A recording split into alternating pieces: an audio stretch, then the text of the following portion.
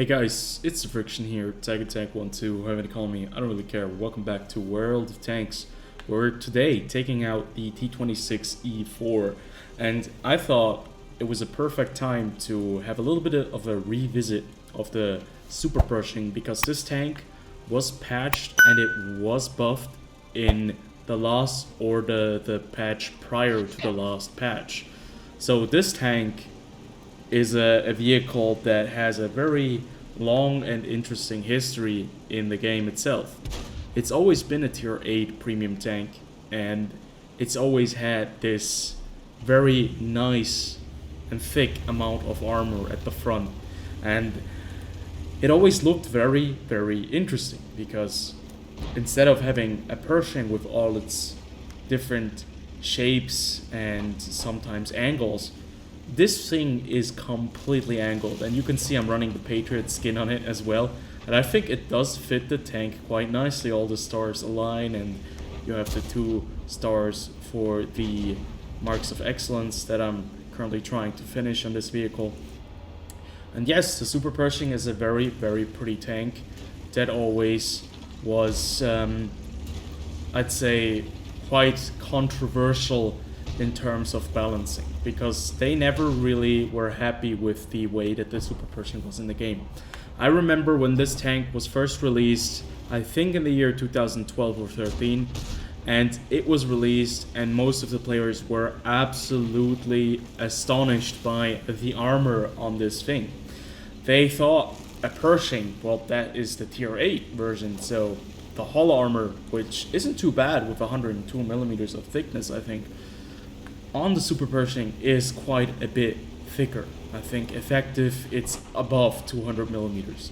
You always had that weak spot, which is the machine gun port right there, and people gotten used to firing at the weak spots. And another big weak spot of this tank was the cupolas on top, and right there the turret part, the section where we have this counterweight for the gun, I think. I'm not really sure what it is, but either way, enough history about the Super Pershing. It is now in the game, and it was addressed a couple of times. There were times where this vehicle was not very competitive, and there were times where this tank all of a sudden became really, really, really strong again. And now I think we're in a timeline where the Super Pershing is a really, really nice and competitive vehicle.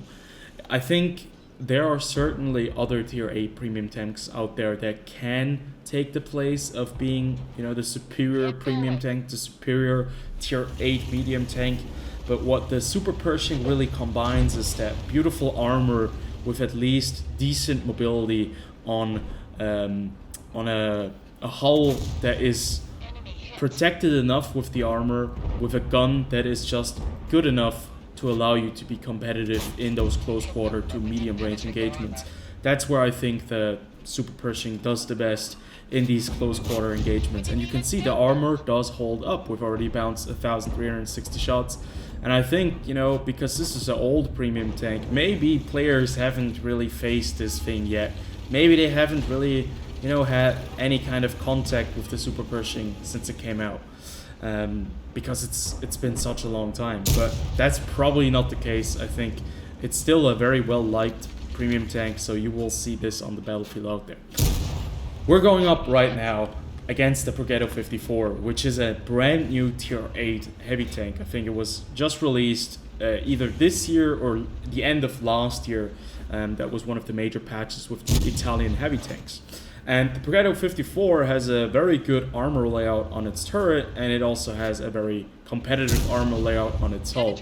But that doesn't mean that it's an extremely well-armored tank. What I always am very proud of is that I do not like to spam gold shells, so I like to keep on firing at the weak spots and, trying to find those weak spots when I'm playing my tanks.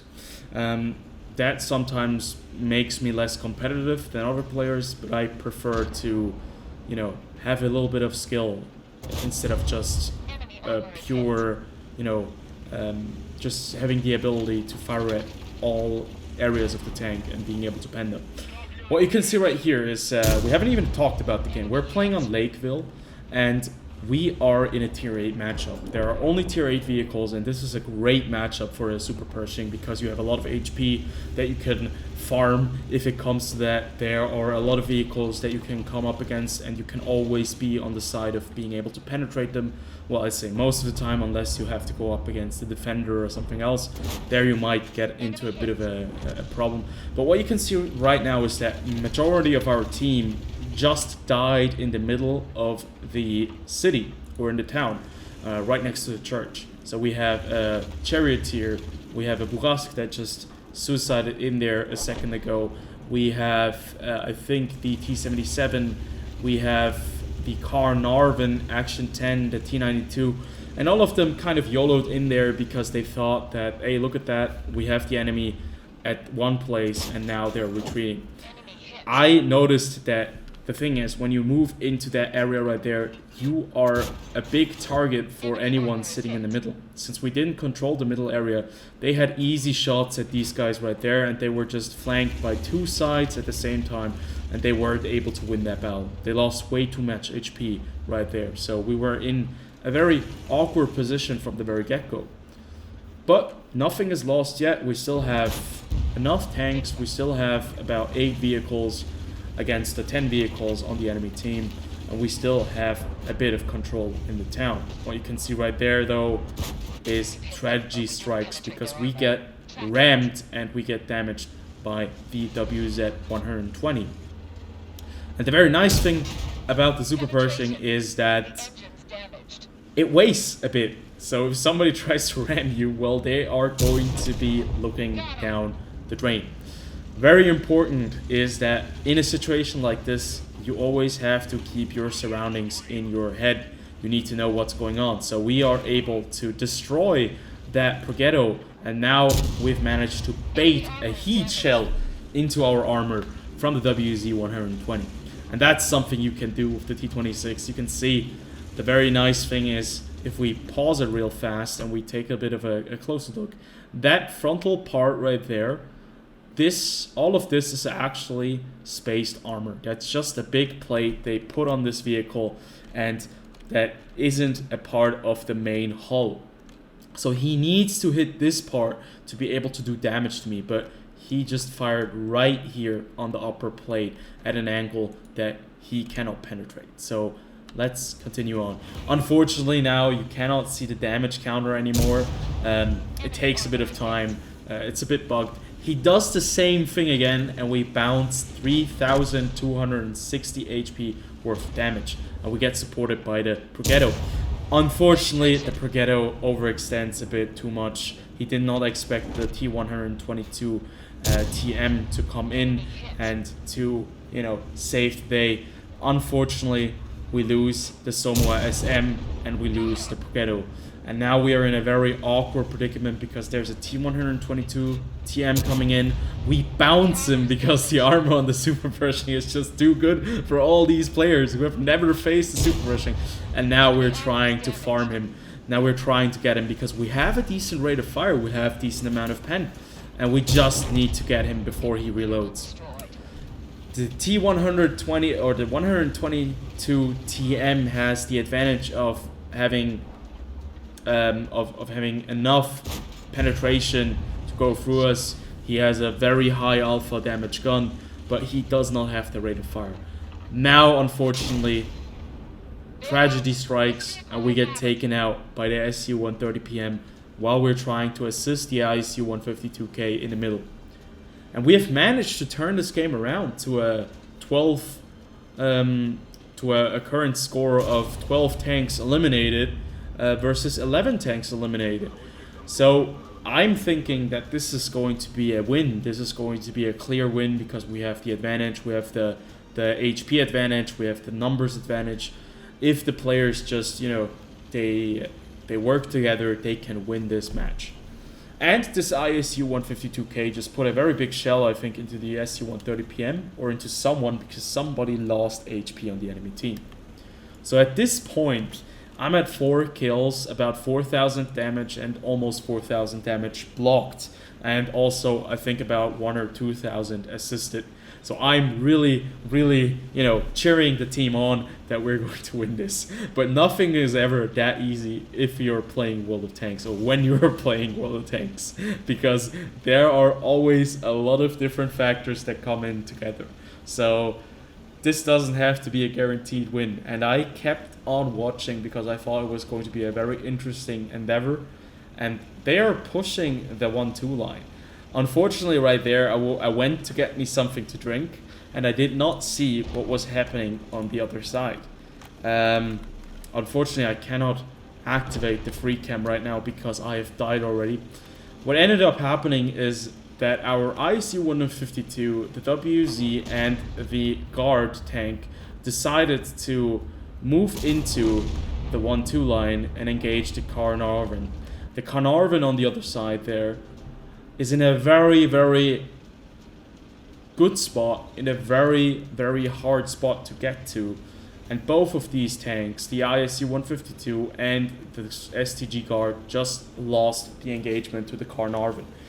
Also, the SU-130PM gave them some support on the 1-2 line, and thus they died fairly quickly. That leaves us in a very awkward engagement of a SU-130PM, a Carnarvon versus ISU-152K and the WZ-120. The thing is now, one of these guys needs to push and take out one of the vehicles because they need to make one of these guys fall back or have a 2-on-1 engagement. Unfortunately for us, WZ-120 misses the shot on the Carnarvon, but he still has the ability to take him out. The interesting thing is the Carnarvon did get a damage upgrade, so I think the damage that he does deal with his gun has been increased, but the WZ had the ability to still survive a single shot, and all he had to do was penetrate him.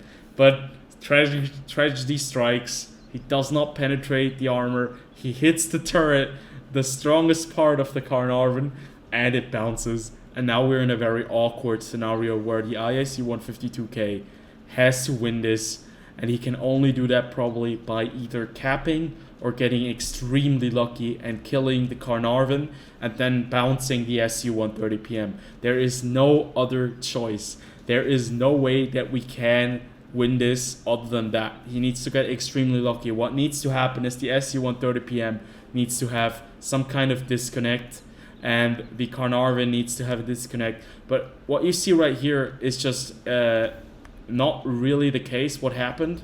The SU-130PM is still alive. The only thing that happened here was I was lagging. So in the end, the SU-130PM pushes in, sacrifices himself, and the Carnarvon manages to get on his side, and he manages to penetrate him and take him out of the game, because the rate of fire on the Carnarvon is phenomenally good, and the ISU-152K couldn't do anything right there. So unfortunately for us, we lost the game when our team pushed the 1-2 line, but also it was kind of a misplay on our side, or on my part, because I was a bit too greedy. I wanted to take a shot at the SU-130PM, and he was somehow still able to see me. I think I was still spotted by the 122 TM or by the Pershing, because I think the Pershing actually, I'm not sure, he must have seen me, and I kept on being lit because I didn't see the sixth sense going off. In the end, it was a heartbreak for me. The Carnarvon also got 4 kills. The SU-130PM also got 4 kills, and the Carnarvon actually ended up with over 4,000 damage, so well-deserved win for them. A very unfortunate loss for us, but still, it was a very interesting game. One of those ones where it's really tight all the way to the end, and where like the errors, the small little errors of certain players can be decisive in ending the game in a draw, in a defeat, or in a win. But I thought it was really interesting, and obviously the 1-2 line here, this part of the map has always been a bit of a special place, because it used to be really difficult to traverse there because the ground was extremely soft and you were not able to turn your tracks easily. I think they changed it a bit, but the ground stats in that area are really bad. They still aren't as good as maybe on the paved ground right here. So that's why this map is like very special. Lakeville has a lot of different small things that make this map really interesting and make all the engagements most of the time very unique and dynamic. But either way, it was a fun game. Tell me what you thought about it, and I'll see you guys on the next one. Until then, have a good one. Peace out.